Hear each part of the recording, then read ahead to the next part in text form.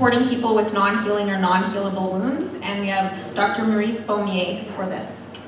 Bonjour tout le monde, je m'appelle Maryse. Normalement, je fais des présentations en français. Alors là, je vais vous faire une présentation en anglais. Alors, hello guys.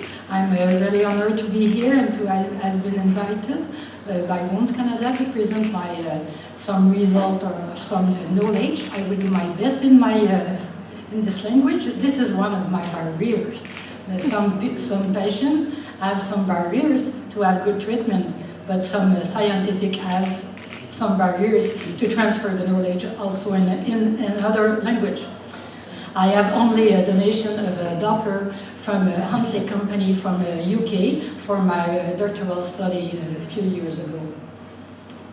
No other disclosure, no bias.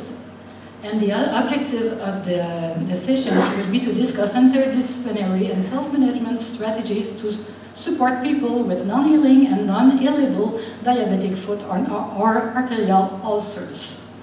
I want to precise that I will be really at the basic with the people who works with the patient with a little wounds on the foot. It's not a big technology, but we have to remember that we have 85% who will be amputated, preceded by a little wounds. This is my topic of my last 8 years for my doctoral study.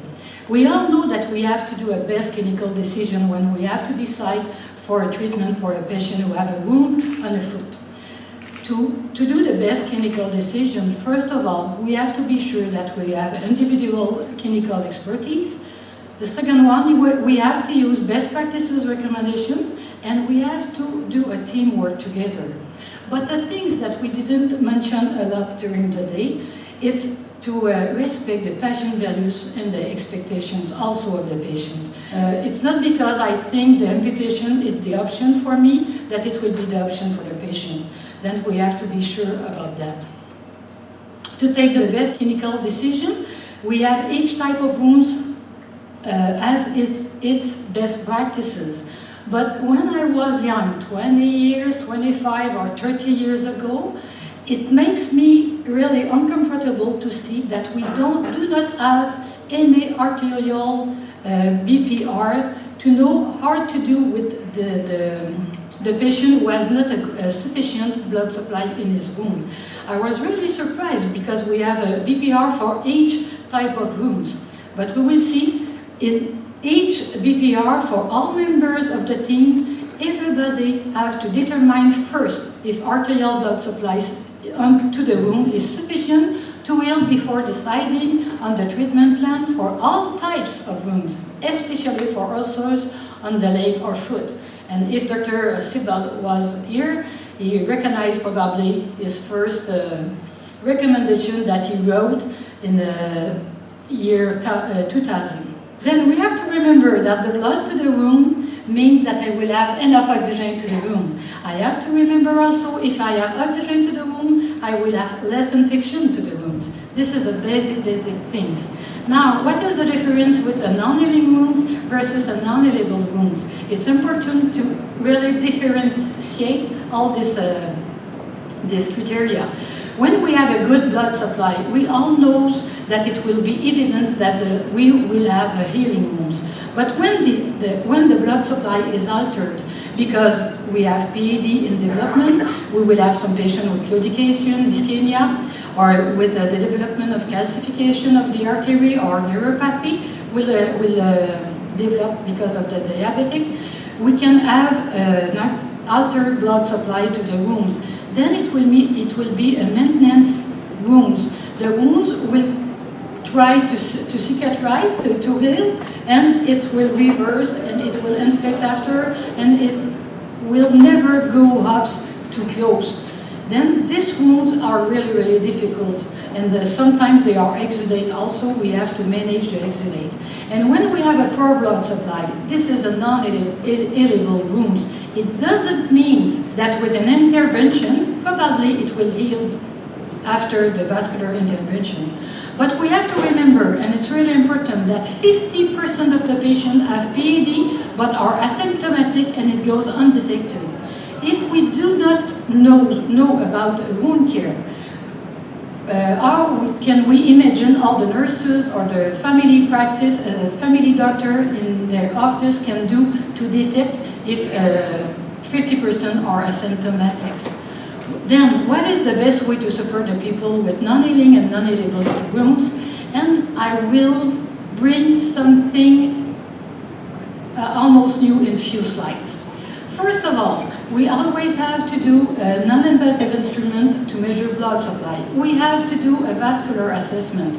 We know that we have arterial brachial index, the toe brachial index, and the TCPO2. It's oximetry, transcutaneous oximetry. And about the ABI, it's for microcirculation. It's really easy and fast and not expensive to do. It allows to hear waveforms too, but there are some limits. Dopplers are really accessible, especially in Quebec, maybe in your own provinces. The techniques and methods are not harmonized, and we have to remember that 19% results are false positive for diabetic patients. Then, when you have diabetic patients, you have to do a toe blood pressure. It will be to assess also the microcirculation. It's better for diabetic patients because the artery or the big toe has less calcification. It will be a better data to decide the best clinical decision for the patient after. But there are some limits also. The big toe is often amputated, not done really often, and Dopplers are rarely accessible to do this assessment. And for the transcutaneous oximetry, this is the best predictive test that we can do for the microcirculation and to assess the blood supply in the wound bed. But there is some limits because there is only in the vascular lab. Then when we are working on community care, it's really hard to have this result. This is one of the big limits. The medical expertise is necessary, and in the province of Quebec, we only have 3 for 7 million persons. What about your own province? Do you have transcutaneous oximetry in your own province? It could help a lot to do a good vascular assessment for our patients. In my study, previously, I already done a systematic review to know the threshold of all these non-invasive instruments. For the ABI, for the toe blood pressure and the transcutaneous oximetry, to know what were the threshold for a core blood supply in the room to orient my best clinical decision for my patient. My doctoral study on the 108 patients and 295 rooms, when I did it, I used these non-invasive instruments, and that was the worst result that I can imagine in my process, my research process, because I found that the ABI result was not correlating with the TBI result. And it makes over the concept of Dr. Syracuse talked previously during the day. We have to think about the concept of angiosomy. Then it's really important, as we can see on the picture of the foot, it's really important to take care of the interpretation of the test, because if you do a toe blood pressure exam to this patient, to the first toe, and the wound is on the heel, probably you can take a worst clinical decision for this patient. You have to mix all the results of the non-invasive instrument to be sure to do the best clinical decision for the patient. And I was really surprised about this result. And after doing the vascular assessment, you will have to decide about the dressing. We all know Dr. George Winter, who published in the Nature Journal in the 62 and 63 years, and he learned us to do best dressing with humidity on the wound bed to be sure for the cicatrization.